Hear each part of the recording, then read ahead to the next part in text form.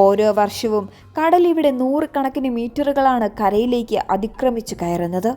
വീടുകൾ തകരുന്നു, കൃഷിയിടങ്ങൾ ഉപ്പുവെള്ളത്തിലാകുന്നു. ടെട്രോപോഡുകൾ കൊണ്ട് തീർത്ത ഭിത്തികൾ പോലും കടലിൻ്റെ രൗദ്രഭാവത്തിന് മുന്നിൽ നിഷ്പ്രഭമാകുന്നു.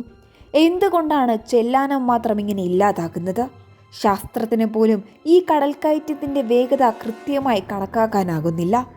വിഴിഞ്ഞം പോർട്ടാണ് ഇതിനെല്ലാം കാരണമെന്ന് ചില വിദഗ്ധർ ചൂണ്ടിക്കാണിക്കുന്നുമുണ്ട്. അതേസമയം വിഴിഞ്ഞത്തും ഇതിലും സ്ഥിതി സങ്കീർണം തന്നെയാണ്. നിർമ്മാണ പ്രവർത്തനങ്ങളിലും കടലിലെ സ്വാഭാവികമായ മാറ്റങ്ങളും ചേർന്ന് അവിടുത്തെ തീരങ്ങളെ മാറ്റിമറിക്കുന്നു. കടൽ കരയിലേക്ക് അടിക്കുമ്പോൾ തൊട്ടടുത്തുള്ള ഗ്രാമങ്ങളിൽ കിണറുകൾ പെട്ടെന്ന് വറ്റി വരളുന്നു.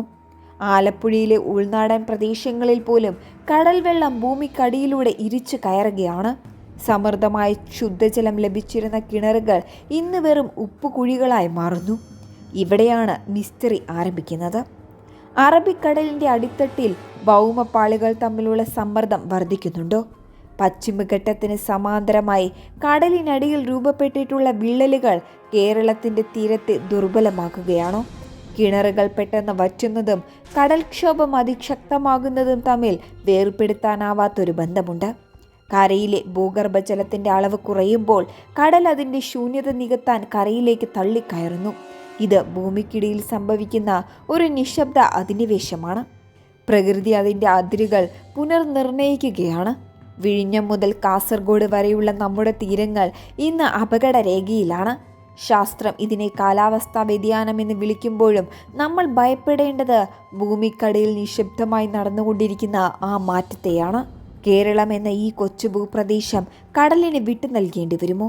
വരും തലമുറയ്ക്ക് മുന്നിൽ ഒരു വലിയ ചോദ്യചിഹ്നമായി ഈ മാറ്റങ്ങൾ അവശേഷിക്കുകയാണ്. ഈ പ്രതിഭാസങ്ങൾക്ക് മുന്നിൽ നമുക്ക് പകച്ചു നിൽക്കാൻ കഴിയില്ല.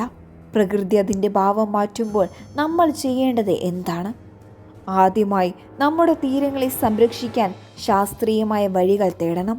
വെറും കല്ലുകൾ കൊണ്ട് കടലിനെ തടയുന്നതിന് പകരം ചെല്ലാനത്തും വിഴിഞ്ഞത്തുമൊക്കെ പരീക്ഷിച്ചതുപോലെ ശാസ്ത്രീയമായ ഓഫ് ഷോർ ബ്രേക്ക് വാട്ടർ സംവിധാനങ്ങളും ജൈവവേലികളും ഒരുക്കണം.